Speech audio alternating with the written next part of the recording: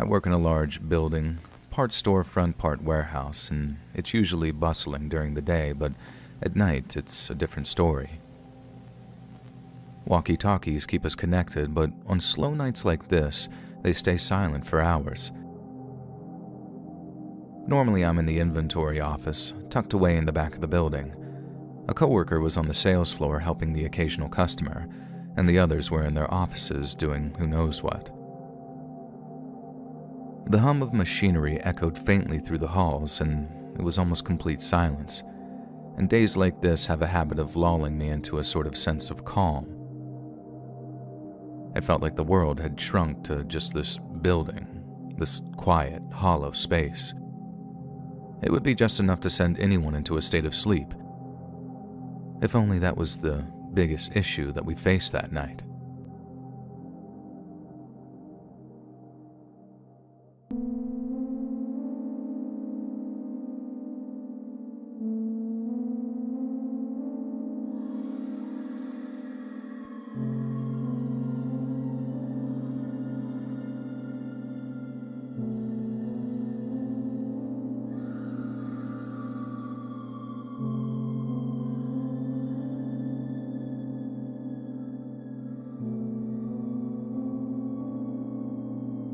I was expecting the worst, but instead I was just left confused. Just darkness. And that scream, still echoing in my ears like it had been etched into my very bones. I remembered a story that I'd heard when I'd started here. My coworker swore that the building was haunted. A woman screaming for help. I thought it was just some hazing, but now I wasn't so sure.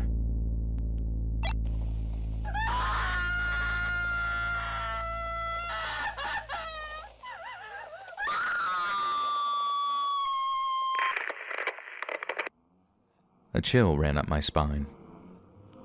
Did anyone else hear that? My coworker's voice cracked with fear. One by one, we all chimed in. We'd heard it, clear as day. No distortion, no interference.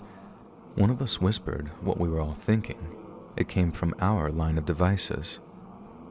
But the walkies, they were all accounted for. Her scream still haunts me. It wasn't just a sound.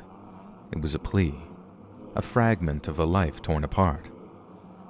Whatever happened to her, she's still here, trapped, reliving it over and over. And now, so are we.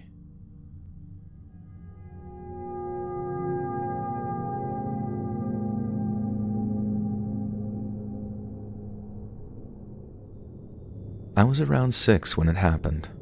My parents had tucked me in for bed. I live in the rural countryside, so nighttime is very quiet, no sounds of cars. It's usually very peaceful. I was laying on my back when suddenly I heard the sound of long nails scratching the wood under my bed.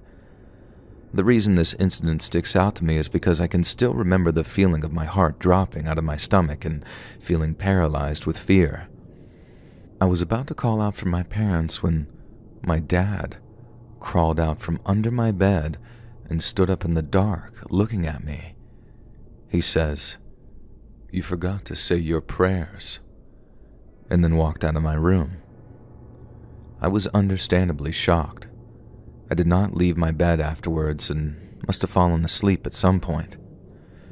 My dad would normally tell me to say my prayers before bed, so this seemed like something he would say, but I have no idea what would possess him to hide under my bed. And when I asked my dad later, he denies ever doing this. I brought it up numerous times over the years, but he has never admitted to doing it. And I never really considered until recently that he definitely doesn't have nails long enough to make the deep scratching sound that I heard. What do you guys think? Maybe I fell asleep and had a vivid dream. I also consider it to be something paranormal, though. And to answer a few questions that I saw frequently, no, I can't remember if I asked my parents about the incident the next morning, but since then I have asked repeatedly over the last 20-ish years, and my dad has never owned up to it. And I believe at this point that my dad couldn't have done it because, one, My dad likes scary stuff and would absolutely take credit for a prank that scared me so bad. And two, my parents had been gone from my room for probably about 10 minutes before I heard that scratching. It's possible that my father could have just stayed behind, but he could not easily fit under my bed without me noticing. And three, he's not really a drinker, so I doubt that he was passed out on the floor or something. I'd like to believe that it was sleep paralysis like many of you have theorized, however, that would be my one and only time experiencing that. There's definitely a chance that it could have been something more sinister, and it's something that I hope I never encounter again.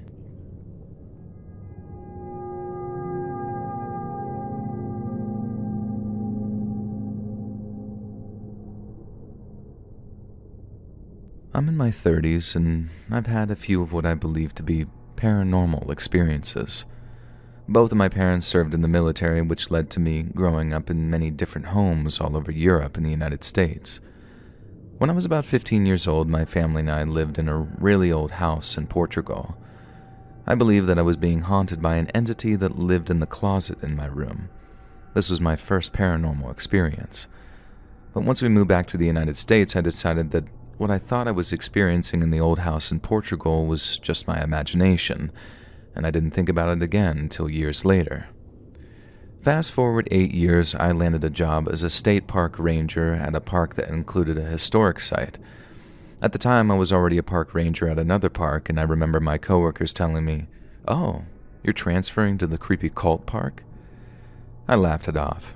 I genuinely was not considering the fact that the historic buildings could be haunted. I really enjoyed learning about history and was only thinking about how lucky I was to be working there. On my first day at the creepy cult park, a volunteer gave me a full tour of the historic site. When the cult was at its peak, there were over 100 buildings. Now only 13 buildings remain. We had already entered 3 of the buildings, and the words haunted or ghost still hadn't crossed my mind. That was until we went into the old bakery. We were on the first floor.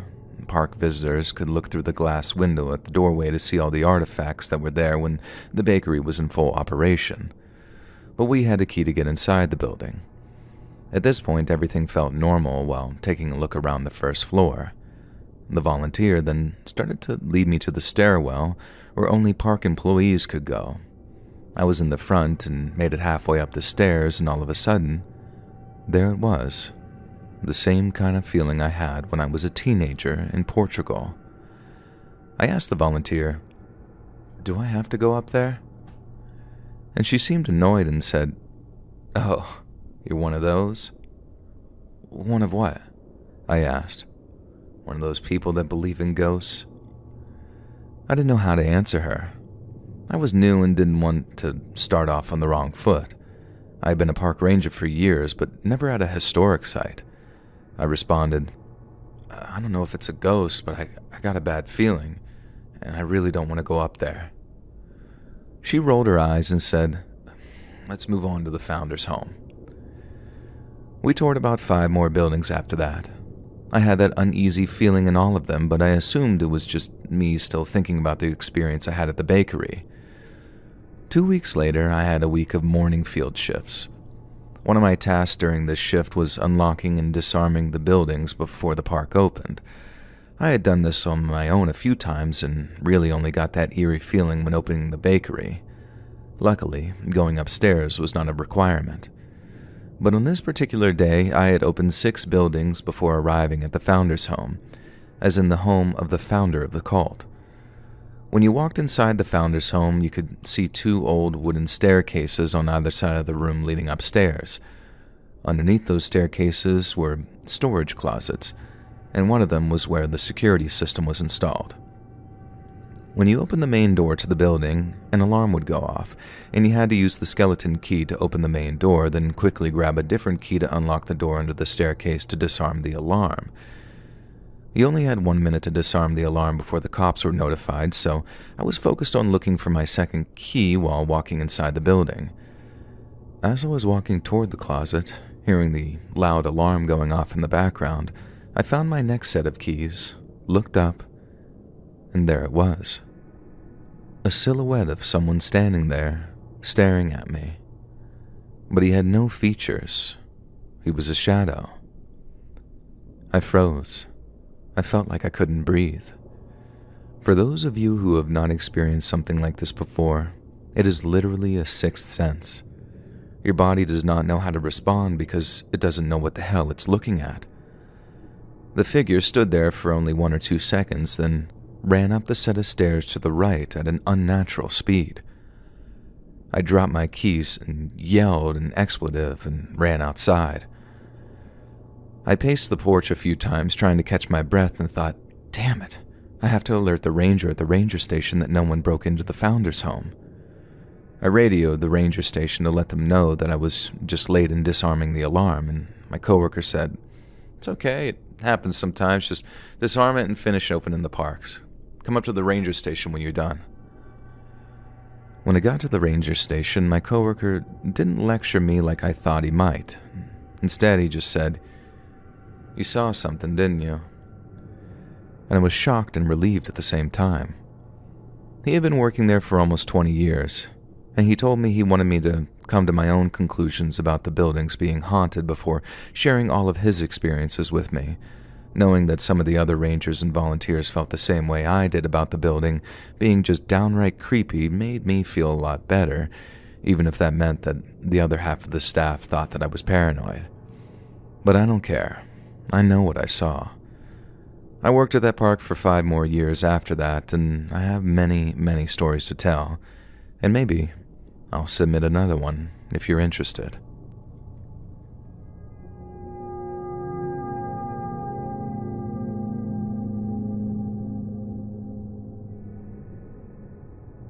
Alright, I've reached the point where I can't keep this to myself anymore. I need a semi-anonymous place to get it off my chest so I can just move on. I was part of a trio of best friends. We hung out socially pretty regularly, and one of our favorite things to do was have a girls' night out at the local clubs. We always started at one of our least favorite clubs, but it had one of those inexpensive fishbowl drinks, so we typically began our evening there. And that's where it happened. We had arrived and were about 30 to 45 minutes into conversation and drinks when we decided to hit the dance floor. A group of 3 guys was seated near the dance floor and joined us once we started.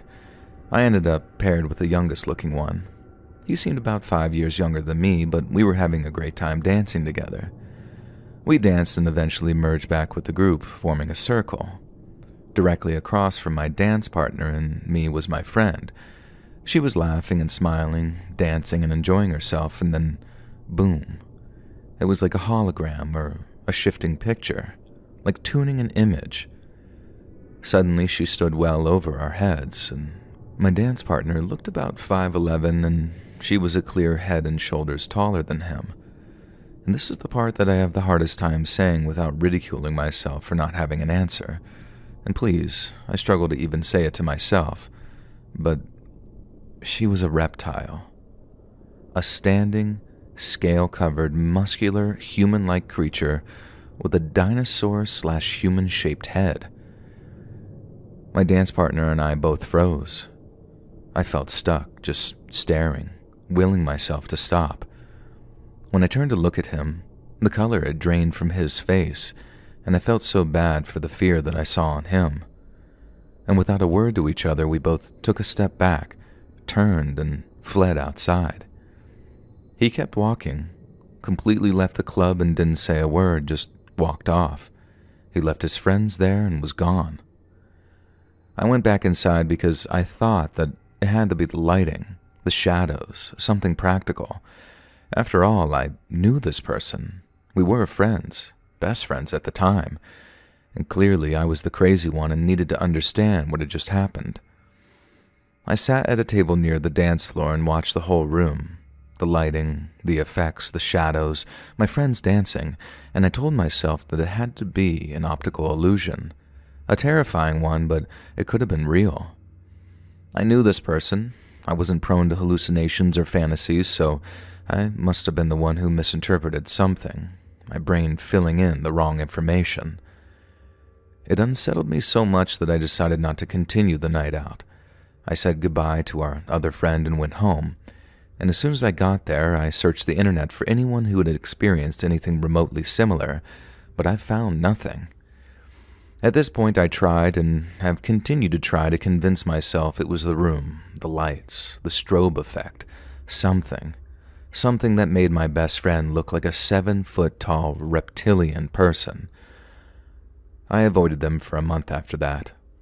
The next time I saw her, I thought she'd find it funny that I ghosted everyone because she shapeshifted, but she didn't find it funny. She seemed worried and started asking me what she looked like. And fair enough, I thought. If my lunatic friend said the same thing to me, I'd have some questions too. And I turned it into a joke and tried to steer the conversation away. But sometimes I get reminded. I see it again in my mind just as clearly as that night, and I'm still just as frightened, as confused as I was then. We all grew apart after that, but there, I said it. Maybe just getting it out of my head will finally make that memory go away.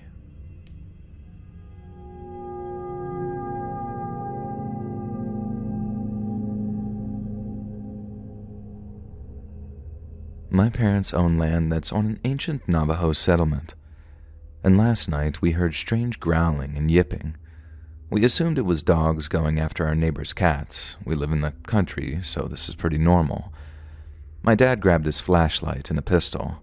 He walked down to the noises, and I ran around grabbing all of our cats. One was missing, so I grabbed another big flashlight and decided to walk around. Now, from my front porch to the left is my neighbor's house where my dad was with his gun. To the right was another pasture that we own, and this is heavily wooded at the property line. I shined my flashlight, looking over this pasture for my cat, and I was looking at the wood line, and that's when I saw it. It wasn't like those fake ones that are all white and weird. Mine, or my skinwalker, looked like Navajo folklore. This thing had a pelt over its head, its face pale and white, very deep white eyes with black iris, and its body was hidden. I immediately go into panic mode, looking back, turning up the flashlight, and it was gone. Not even 5 seconds later, super far away, I heard something, and it wasn't right. It sounded like something trying to mimic a human. It just didn't sound quite right to my ears. I heard something scream help with an ear-piercing volume, and the hairs on my neck stood up and my heart dropped.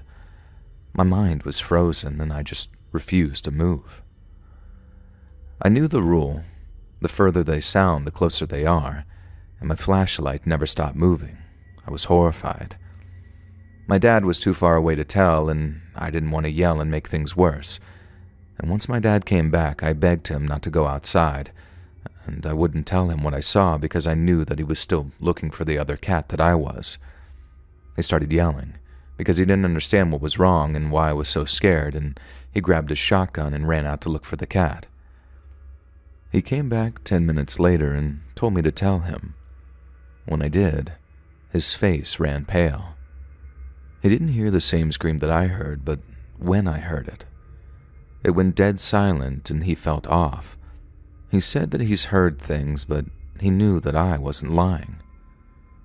But what do we do now? I'm genuinely asking for help. I wish this was a lie. I wish that I was making this up, but I'm not. I'm full-blown terrified of what's out there.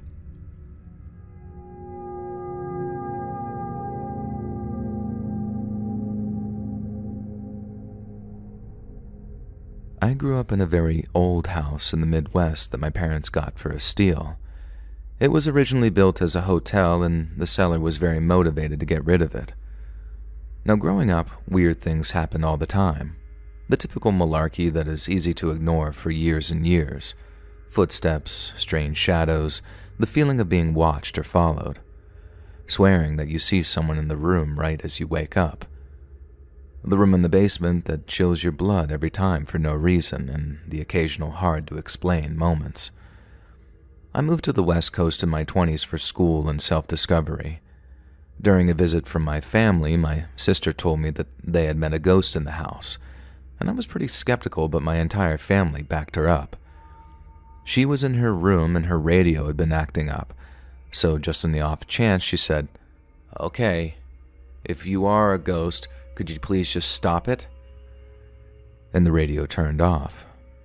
She waited a moment and then said, "Wait, if you are a ghost, turn it on." And the radio turned on. After some experimentation, they devised a system of communication. Volume up was yes, volume down was no. The digital readout on the volume was 0 to 30, so 1 was A, 2 was B, 3 was C, and so on. If the radio turned off, then it was a sort of hard no or off-limits question. And through this system, the ghost had explained that he wanted to be called Jason. He had died in the house in 1905 at age 5 when he was sick, and he lived in the house alongside us with his kind of mother and evil father. When they asked if he loved his father, the volume went to 0 and turned off. In fact, he refused most questions about his father. Apparently, he was the cause of the more malevolent experiences that people had in that house. I was definitely intrigued and went back home that year to visit for a chance to experience this for myself. However, when I arrived, Jason refused to interact with me. I would leave the table and the radio would pop on. My sisters would call me back and the radio would turn off instantly. He didn't want to have anything to do with me. As I thought about this, I remembered an experience I had before moving to the West Coast. I had been lying in bed one night when I felt a hand ruffle my hair playfully. I freaked out. I shot out of bed and turned on the light, pulled out my chest, and overconfidently yelled, "You do not know who I am or what I'm capable of.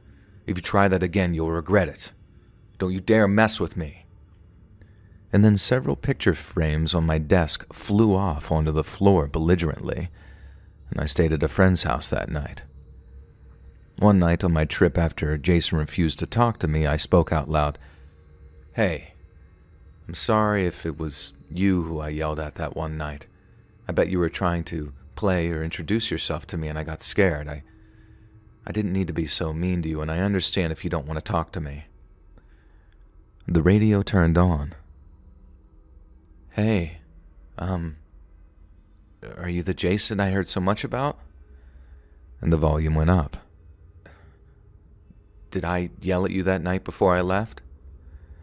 And the volume went up again and then went back down to a reasonable level. "I'm sorry about that. Can we be friends?" And the volume went up again. It was incredible. He had introduced himself to several family friends as well. And to prove he wasn't some sort of hacked radio, he would do additional tasks. He would ring our doorbell. He would push crayons around on the table. He even did a really incredible trick for us. You see, while asking about the logistics of being a ghost, he had volume up that he could travel anywhere almost instantly. And to test it, we called up a family friend on the West Coast. This friend put out a newspaper on their kitchen table, and Jason then visited them and came back to set the volume to the date on the paper. The radio turned off for a moment, then seconds later it set the volume to 17. The friend said, "So close. The paper was for the 18th. But Jason was not convinced. Volume up, volume down, 17. Volume up, volume down, 17, 17, 17, 17. The friend checked again and apologized. "Oh, he's right. I misremembered. It's the paper from the 17th. He refused to answer questions about God or religion, and he gave us a few answers that contradicted as well. He told us that he didn't need to sleep, but he had told my sister a few months earlier that he did. One thing he seemed to know was how long he would be there. Through the volume Ouija system, he told my sister that he would be around until her 28th birthday, then his family would move on to the next phase. At the time, this was a couple of years into the future, and sure enough, we never heard from him after that. During his time with us, he would occasionally visit our dreams.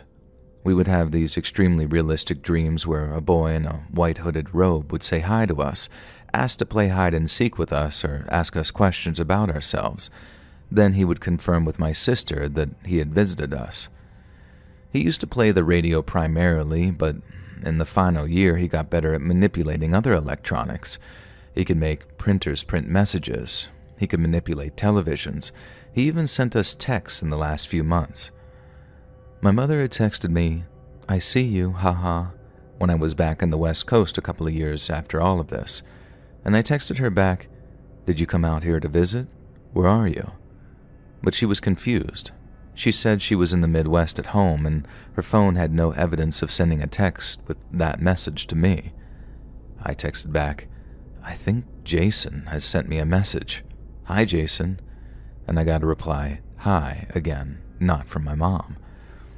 My sister even once got a call with a picture of Obama in the caller ID saying Mr. President, but there was nobody there when she answered and apparently no callback number. The radio confirmed with a volume up that Jason was just goofing around. It was a wild few years with that crazy kid haunting our devices. My family still has that radio out just in case, but it hasn't turned on in years, and my sister is now well into her 30s. I know this will be met with a lot of skepticism. Even I was very skeptical until I was able to meet him myself. However, I think it's finally time to share this and to answer questions people might have about it. So, what do you got? Ask me anything. Does my family still live in the house? Yes, they do. My mom and sister are around, and there's been no communication or experiences from Jason or the father since my sister turned 28. You realize Jason is a demon/lying spirit or malevolent entity sent to trick you, right? Maybe. We haven't ruled that out, but it felt pretty chill. And yes, I get that could be part of it. How did the parents die? It's unclear to us too. I wish we had found more info on them as well. Why didn't you record it? Well, we tried. Electronic recording was interfered with or might even glitch every single time. Jason didn't want to be recorded. Camcorders glitched. Phone video didn't save or seemed to be immediately deleted. Even audio recordings didn't work around the radio when he was active, or otherwise he would just turn off. Did you ever investigate the history or death records of the house? Did a boy named Jason actually live and die there? We did, and we found a record of a death of a 5-year-old boy from illness. His name was not Jason, though, but everything else was in line with what he told us. How did a 5-year-old know how to read, write, and spell? Honestly, I have no clue, but he could. I personally always figured that he had picked up some tricks in the afterlife, but who knows? And others have theorized that if this family had this property at the time, they might have been socioeconomically at the top of the class back then, and he might have received a better education than most kids at that time, and who knows, maybe even comparatively to now. You expect us to believe this crap? Where's your proof? I expect some will believe and some won't, and that's fine with me. I'm not here to prove anything. I just thought it was a cool experience and figured some others would enjoy knowing about it too.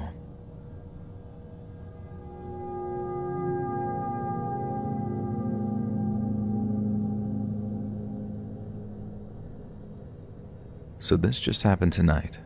My son's birthday is today, and we are all currently quarantined due to being exposed to someone who was sick. And since we had to cancel our plans, we decided to take a drive. We love just driving around in the country and hiking and tressing about.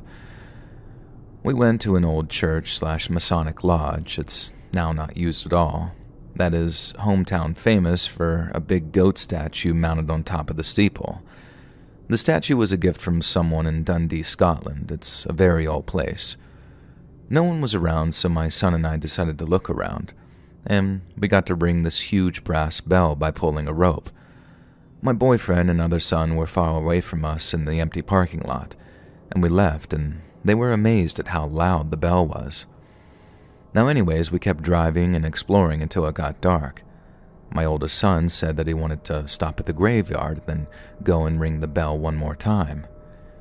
It's his birthday, so I said, "As you wish, my darling."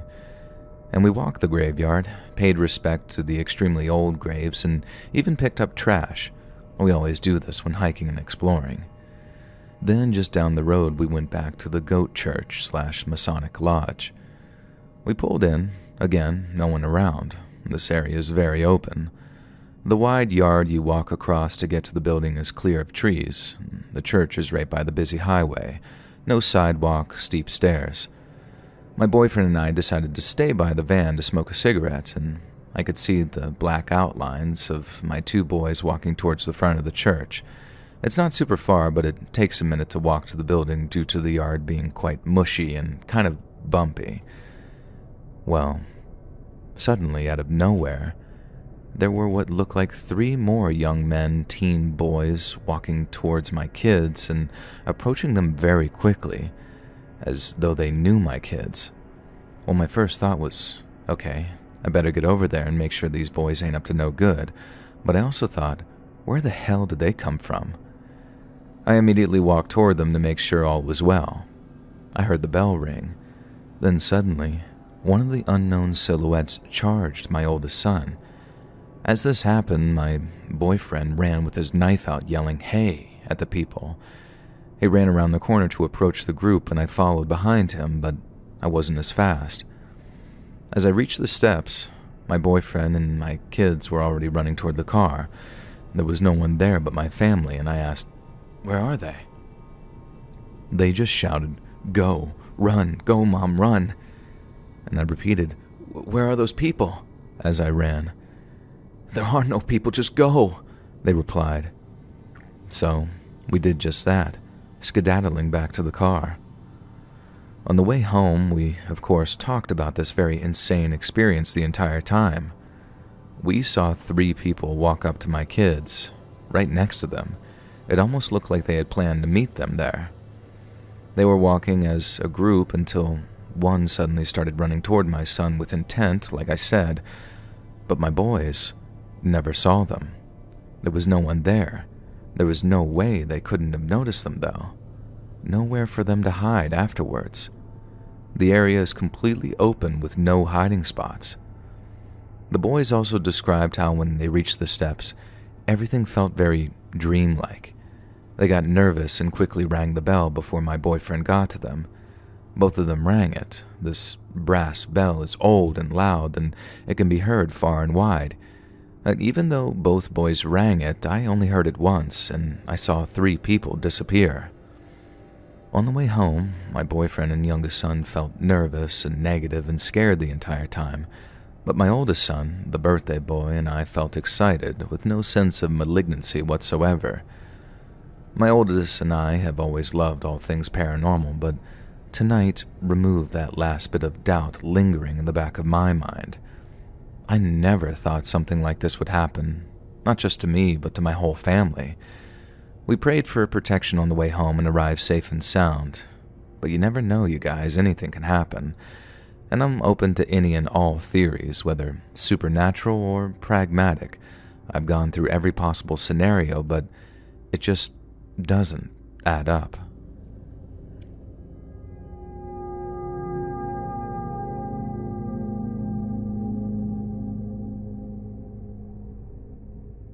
This happened in 6th and 7th grade of middle school. I'm in high school now, and I am also living in a different state. One night I woke up while sleeping. It was probably 2 or 3 a.m., but it's hard to say. I was only awake for a few minutes. My curtains made it so during the night my room is just completely pitch black. I don't have any light source in my room, and when I turned to my left, at the foot of my bed, stood a woman in black. This Victorian dress with long, light-colored hair. I couldn't quite see her face. It was entirely shrouded in light, and she looked almost ethereal. I was super confused, sitting straight up in bed and just staring at her, and suddenly I felt super tired and dizzy. A wave of warmth washed over me, and kind of like the feeling that you get when someone hugs you. I went back to sleep, and when I woke up the next morning, I felt completely fine. I was weirded out, but for the most part, I thought it was just a weird form of sleep paralysis and really thought nothing of it. When I went to sleep the same day, that woman was there again. When I tried to talk to her, I managed to get out to who before I felt drained and fell back to sleep. It should be important to mention that throughout these 2 years that I never saw her convey any emotion. No sadness, anger, or happiness.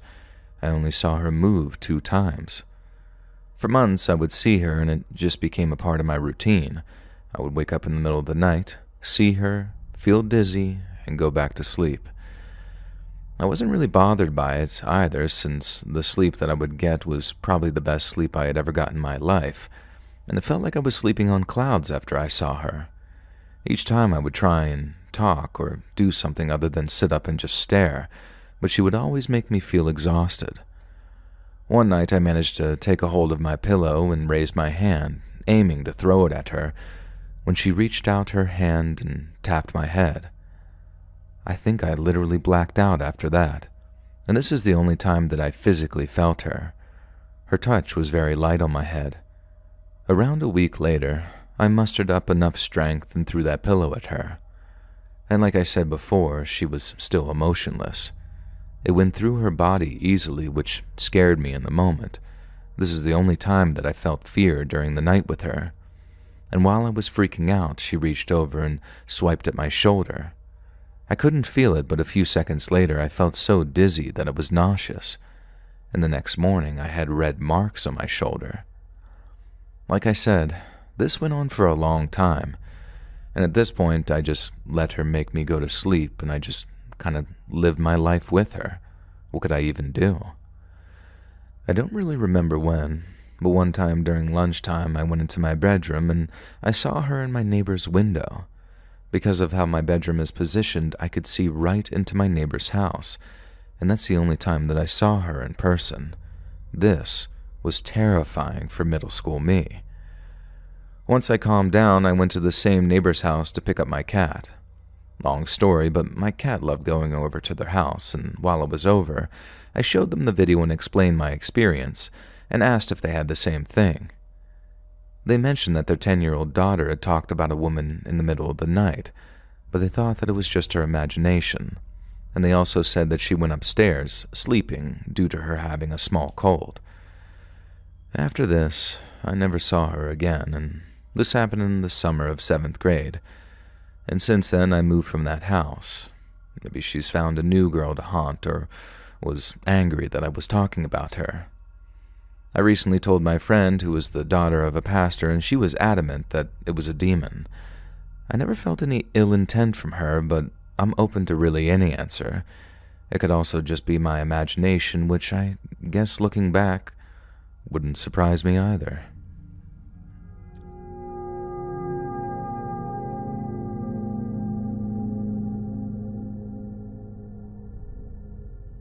When I was a kid, we lived in a small, isolated house on the edge of a half-developed neighborhood. There were only about 6 houses on our block, and ours was the last one before many overgrown weeds and empty land stretched out into the dark.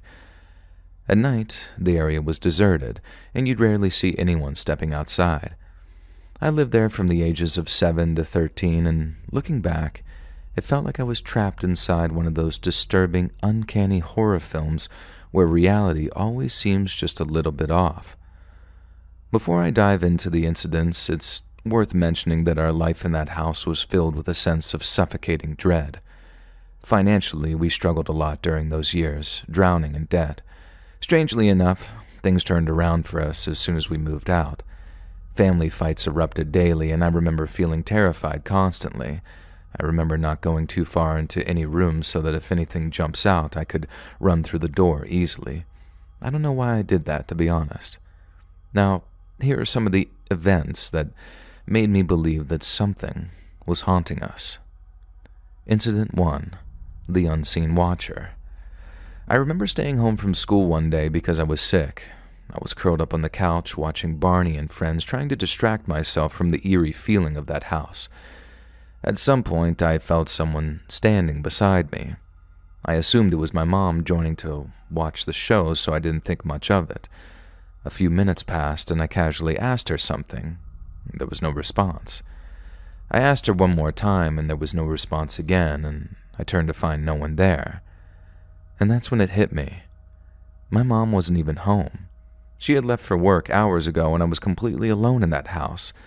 And this freaked me out, and I opened the front door and sat on the porch until my parents came home because it just felt so real. It truly felt like someone walked up and was actually standing there. Incident 2. The Yellow Ball and the Swarm. This incident happened to my sister, but I'll try to explain it in my point of view. We all used to sleep in the same room since our house only had one bedroom, and me and my sister would sleep between my parents to feel safe. One night, my sister was studying for her test in the living room, and at around 12:30 a.m., I was starting to fall asleep when suddenly my sister burst through the door, running and jumping on the bed, scared and crying. After calming her down, she told us what had happened. She was in the living room studying for a test when, out of nowhere, a yellow ball with a smiley face on it rolled into the hallway from the other room.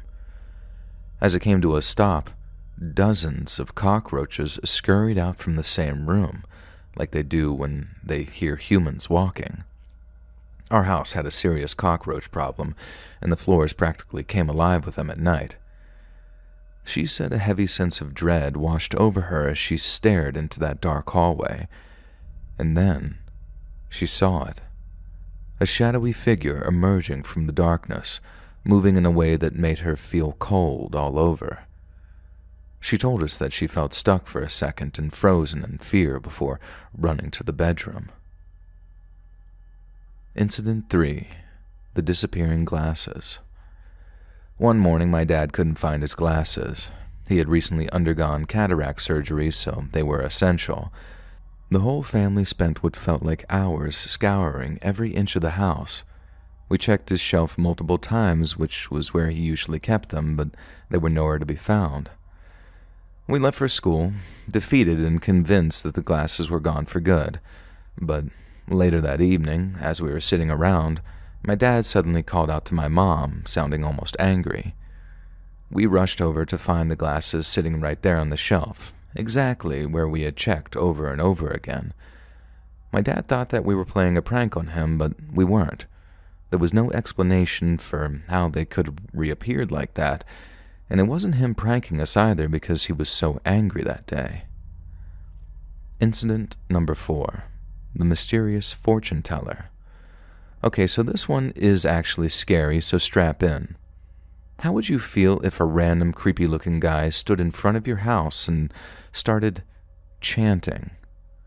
Well, in South Indian culture, there's a figure known as the Kudu Gudupu Quran.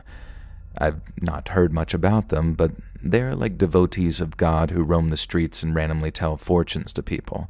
Most people avoid them, fearing that their predictions might bring misfortune. My first encounter with one of them was when I was young.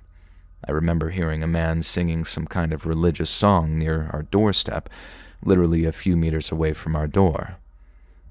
I went to check on it, but my mom quickly grabbed me from behind and told me to be silent and to not make any sound. We pretended like there was nobody home, and eventually he went away. I was so confused and asked my mom who he was, but she didn't explain and just sort of brushed it off. Years later, as the strange happenings in our house grew more intense, a similar figure began appearing near our house while my dad was home alone. For several days, this man stood near our door, chanting and seemingly delivering cryptic messages at night. Finally, my dad confronted him, telling him to stay away. I never saw the man again after that, but I couldn't shake the feeling that his presence was somehow connected to the disturbances. Incident 5. The Chanting Yogi. My sister also had reoccurring nightmares while we lived there. She remembers one in particular that terrified her. She would wake up to a vivid vision of a figure, like a yogi or a mystic, sitting on her chest, chanting in an unknown language. She could feel his weight pressing down on her, making it almost impossible to breathe. And this vision plagued her until we left that house for good. We finally moved out of that place, and to our relief, the strange experiences almost entirely stopped. Our financial situation improved, the family conflicts became less frequent, and that constant creeping fear seemed to lift. I can't explain what was happening in that house, but living there always felt like I was stuck in a disturbing horror movie, one that I desperately wanted to escape.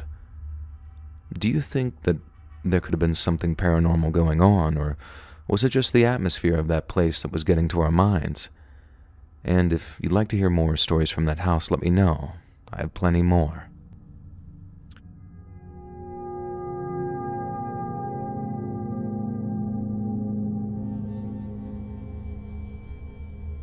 I'm from Ireland and live in England at the moment, and I'd never heard of any ancient giants before, or even skeletons that have been found in the past.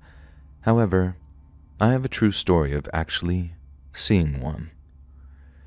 It was maybe 5 to 7 years ago on a trip to Ireland, not sure of the exact year per se, and a friend of mine and myself saw what looked like a giant walking across the motorway in Ireland after a visit to Tara. We were heading south after coming down from a visit to the hill of Torir in County Meath, Ireland. I was driving down the motorway, and I distinctly remember we passed a group of traveler caravans parked on the grass verge on my left side. After passing them, I could see somebody crossing the motorway ahead of the car. I first thought it might be somebody from the caravan site crossing over for some reason, but I could see this man, and he was huge. We both saw the man, the giant I'll just call it, clearly a man who was really tall, about 200 meters ahead of us as we were driving back to Dublin. And it was huge, beyond normal human height, maybe at least 10 feet, it was hard to say exactly, and it moved very slowly, with his head bowed, very slim, and took no notice of us, and as he was moving so slowly, that was the strangest thing. I thought it was somebody crossing the motorway, so I readied to brake as I was doing about 70 miles per hour, but as I approached him in the car, and this giant just got to the central reservation of the motorway, which was a large hedge, and just disappeared. My friend in the passenger seat was seeing it and said to be careful as we approached it, and we both saw the same thing at the same time and described the features of the person exactly.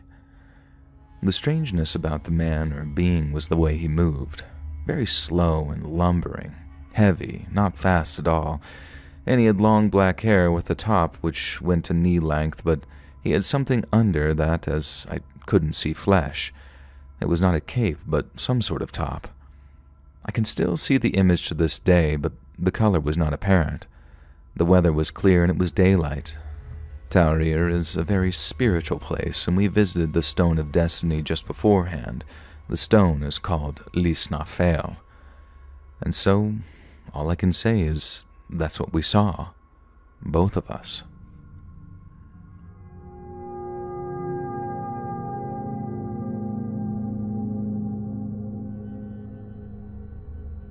One of my best friends died of a drug overdose in 2020.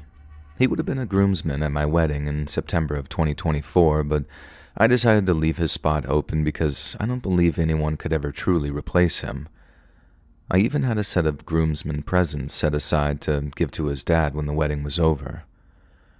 During the planning for my wedding, a strange thing happened where the veterinarian's office I recently switched to turned out to be the one his parents used when he was a kid, and my fiancée, now wife, has a cat with the same name as his childhood dog. After we switched to his vet's office, my friend's dad started getting emails and automated text messages about his family dog that had passed away almost 10 years prior.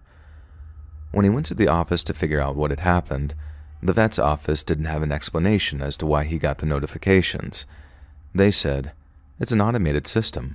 There's no reason why you would have started receiving those when they're supposed to go to this person." And this is when he figured out that I had recently started using this vet and that my wife has a cat with the same name as his deceased dog. He was immediately convinced that my friend was messing with the vet's computers trying to reach me.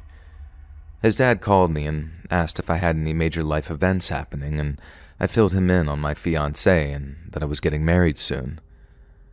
And he broke down crying and said, "I think Nolan is pissed that he can't be at your wedding." I struggled mentally throughout the wedding planning process because of how much I missed my friend and wished that he could be with us. A few weeks after the wedding, around my birthday in November, I had a vivid dream that I was helping a mutual friend of Nolan and I move from one house to another. When I exited the house to load up another car with boxes, Nolan was standing at the car holding the package that was his groomsman present. He held it up, smiled at me, and turned to walk away. I tried to run after him in my dream, but I couldn't run, as if my feet were glued to the ground. He walked off into the distance, and when I couldn't see him anymore, I woke up already crying. I am convinced my friend visited me in my dream to thank me for saving his spot on my groomsmen party.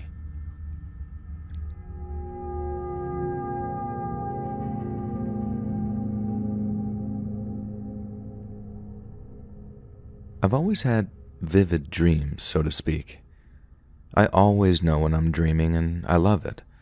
Since I can remember, I got to know the term lucid dreaming, and I always look forward to sleep so that I can fly, and so on. Last night, though, was different. I was standing in my mom's apartment, and her back was turned against me. She was far away, but I could see her clearly. I shouted, "Mom," and she didn't answer me, so I yelled, "Hey, fatty!" And it looked like she heard me, but didn't know where the sound came from. She turned around, but still didn't look at me, and so I yelled, "Hey, fatty," again. I don't know why I yelled fatty. I've never called anyone that, and my mom is nowhere near overweight, so it was just a weird thing to yell. I remember waking up and felt bad that I was mean to her and was weirded out by everything. I told my husband, and he was laughing, saying, "Who cares? It was just a dream." My husband is nowhere near spiritual and doesn't believe in anything supernatural. I still called my mom just to talk to her, and the first thing she said after I said, "Hey, Mom," was, "Hey, honey, I had the weirdest dream. Someone yelled something at me, and I think they called me fat." She was on speakerphone, and my husband's jaw dropped, and I started shaking.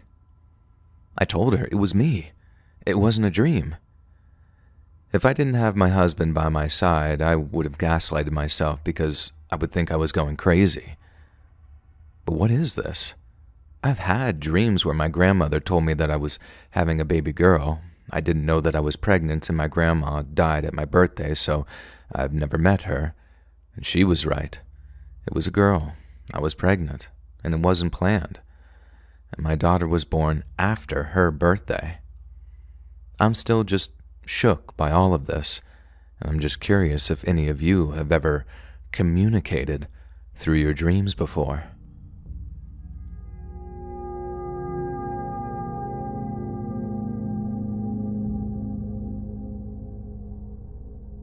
My boyfriend just told me this happened, and he said it happened within the last week. Our house is haunted, but this is freaking me out. I usually sleep on my left side, facing away from him in bed. On one particular night, I'd fallen asleep facing him while he was awake on his phone. He sat up for a moment and looked at me before realizing my eyes were wide open and I was trying to mouth something to him. He kept asking what, but I wasn't responding. He shined his phone screen on my face and my eyes were closed and my mouth was slightly open. But when he moved his screen light, he saw my eyes open and I was mouthing stuff to him again. He got so creeped out he almost slept on the couch, but decided to just face away from me and fell back asleep. And this has me rattled. The stuff in our house doesn't usually freak me out, but this has me pretty shaken up. His vision is good, even in the dark. I sleep with my eyes open sometimes and it's creepy, but it's not wide open and it doesn't stop once the light is on. I don't know what this could have been if it wasn't his eyes playing tricks on him, and I'm not convinced it was.